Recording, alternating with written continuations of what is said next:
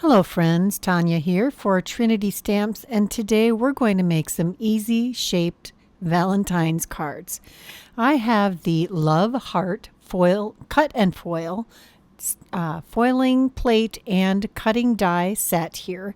I have all of my heart themed things in one envelope for a convenient way to find them all. We're going to take a couple of, three different colors of foil, and we're going to foil them on some colored cardstock. I have a teal cardstock with some cobalt foil here, and that's our first heart. And as you can see, I did not get that completely onto my piece of cardstock. Next, we're going to use some plain red foil on some red cardstock. I am using the Spellbinders cardstock here. It does have a very nice smooth finish and foils very nicely. Next, we're going to take the mini rainbow foil on some black cardstock, and we'll foil that one. And I had let the red foil cool a little bit before I peeled it, and it came out just perfect. While we're waiting for the foiling plate to reheat for the mini rainbow, I die cut the red heart, and look at that. I think that is such a beautiful finish.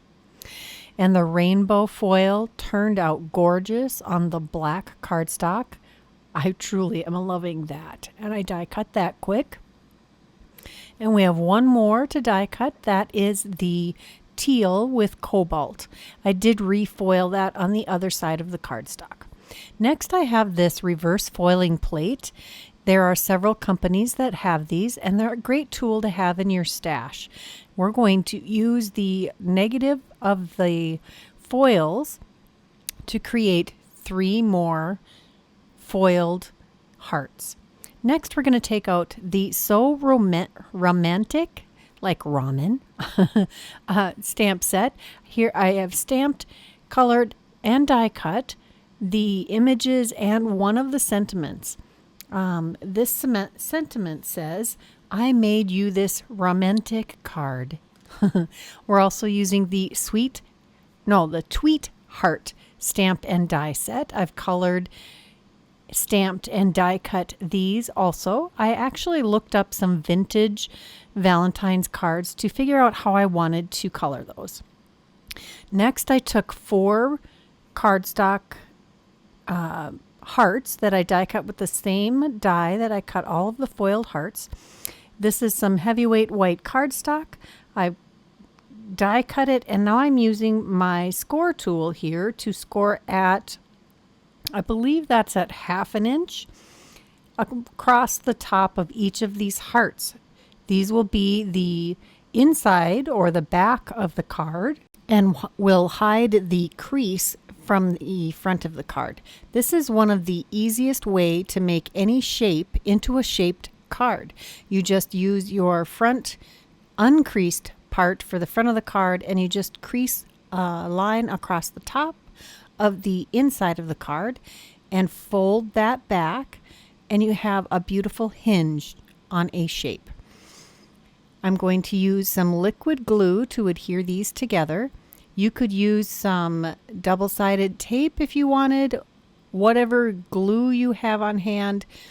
That's a good, strong adhesive. I'm going to line up the front and the back of each of these hearts. Let that set for just a second. I'm trying to get this to line up just perfectly. I'm questioning myself.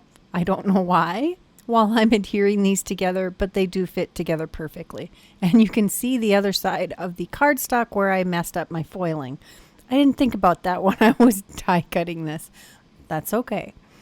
Now I have cut a couple of extra layers of cardstock to put behind our Tweet Heart image, and I wanted that to be a little more raised and a little more sturdy because it's going to hang off the heart a little bit. Now I did cut all of these out from a 1/4 panel of cardstock, so 4 1/4 by 5 1/2 inches.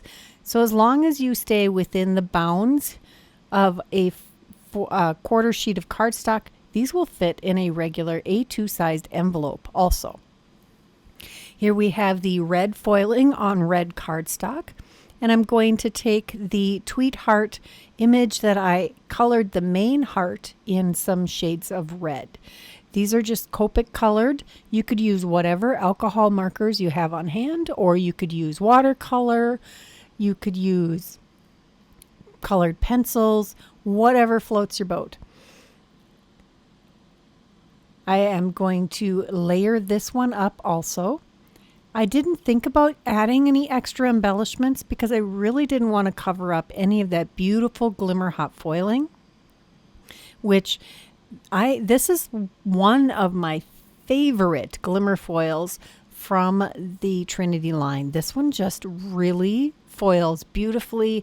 I love how the die cut image looks.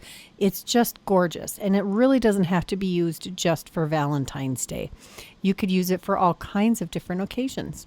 And these cute little shaped hearts cards, I'm so excited to use them. I have the ramen or instant soup cup here, and I'm trying to decide where I like it. Now, the colors of the mini rainbow I like better on the left side of the heart. However, because I had done the birds all on the right side of the heart, I'm going to put the soup on the left side of the heart just to mix things up a little bit. I did put a little bit of extra cardstock on the back of our die cut sentiment.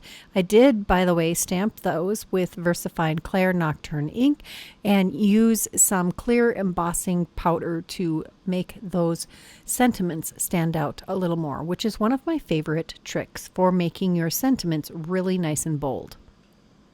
Here we have the last of the cards. This is the reverse foil or the negative foil of the red, and I used white cardstock for that foiling.